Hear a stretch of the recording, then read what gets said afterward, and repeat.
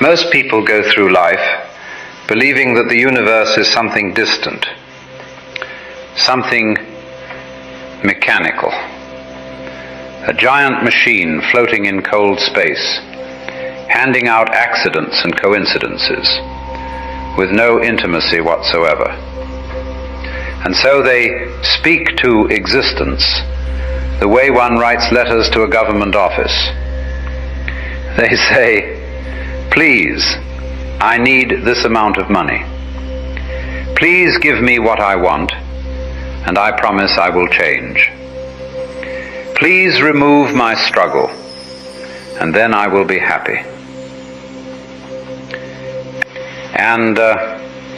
But the strange thing is, the universe was never listening to the words in the first place. It listens to something far more ancient than language. It listens to your state of being. Now that is a very peculiar thing to realize, because language itself is a relatively recent invention. Human beings spoke long after they felt, long after they feared, long after they loved, long after they trembled beneath thunderstorms and stared at the stars in silence. And what this suggests is that consciousness communicates before vocabulary ever appears. A flower does not speak. A mountain does not speak. The ocean has no dictionary. And yet they express themselves perfectly. So when people ask, "How do I speak to the universe?" what they are really asking is, "How do I align my inner state with the reality I wish to experience?" Because whether you realize it or not, you are already speaking to it constantly. Not through sentences, but through attention. Attention is prayer. Attention is energy. Attention is the great invisible currency of existence. You become psychologically inhabited by whatever you consistently attend to. And this is why two people can walk through the exact same world and live in completely different realities. One man notices betrayal everywhere. Another notices beauty. One becomes consumed with fear. Another becomes enchanted with possibility. Now, the world itself has not changed. What changed was the lens through which consciousness organized experience. You see, reality is not merely what happens to you. Reality is what you notice. And that is an extraordinarily important distinction, because most people imagine they are victims of experience, when in truth, experience is continuously being filtered through the spotlight of awareness. Imagine yourself sitting in a dark theater. Wherever the spotlight moves, the play appears alive. The moment the spotlight leaves, the actors vanish back into darkness. Your consciousness functions in much the same way. Thoughts are constantly appearing, millions of them, most of them random, conditioned, recycled, mechanical. But the thoughts themselves possess very little power. What gives them power is your identification with them. The moment you cling to a thought emotionally, you breathe life into it, you feed it, you animate it. And then people wonder why certain fears seem to follow them for years. Well, because they have unknowingly worshipped them. They have prayed to anxiety with devotion, fed resentment like a sacred fire, repeated inner narratives so often that the mind begins mistaking repetition for truth. And the universe, if we may call it that, simply reflects the pattern back, not as punishment, but as resonance. You see, the universe behaves much more like an echo than a judge. It does not sit upon a throne deciding who is worthy. It simply mirrors vibration. And this can be difficult for the ego to accept, because the ego wants reality to be happening to it. But consciousness is participatory. You are involved in the shaping of experience every moment through what you energize. In Buddhism, there is this understanding that attachment is the root of suffering. Now, many people misunderstand this and assume it means you should own nothing and suppress desire and become emotionally numb. That misses the point entirely. Attachment means unconscious fixation. It means allowing the mind to become possessed by phenomena. And once possessed, you no longer observe thoughts. You obey them. You become hypnotized by your own attention. And modern society is extraordinarily efficient at hijacking attention. Entire industries compete for it. News channels monetize fear. People become trapped in cycles of comparison, stimulation, anxiety, noise, not realizing that every moment of attention is an energetic agreement. Every reaction says, yes, more of this. That is why what you repeatedly react to tends to persist psychologically in your reality. Not because the universe is cursing you, but because consciousness magnifies what it continuously rehearses. And once you begin seeing this, once you begin observing your own mind carefully, you discover something rather shocking. You discover that attention itself is creative.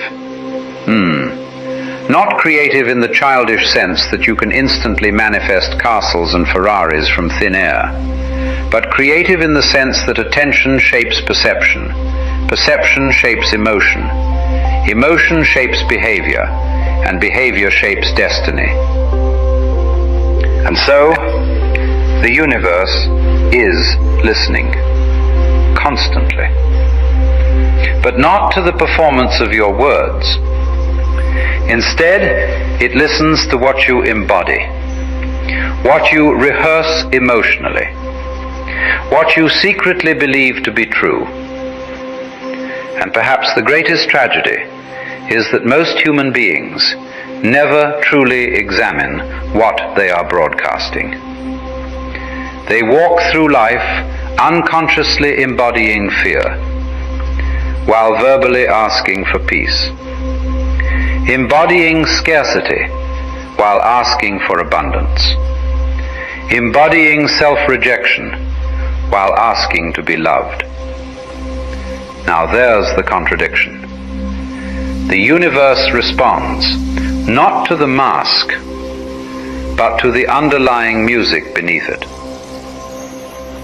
And so the real question becomes, if reality mirrors consciousness, then what exactly is your consciousness saying? What exactly is it that directs consciousness? What determines whether your energy flows toward fear or beauty or despair or love? And the answer is astonishingly simple. Attention. Attention is one of the most misunderstood forces in human life, because people think of it as something passive. But attention is not passive at all. Attention is participation. Whatever you consistently pay attention to, you enter into a relationship with. Now think about that carefully. Because most people imagine they are merely observing life. They say, I'm just worried. I'm just thinking about problems. I'm just reacting to what's happening. But consciousness does not make such neat distinctions. To continuously focus upon something is to feed it psychologically. Attention is nourishment. In the same way sunlight nourishes a plant, awareness nourishes mental reality.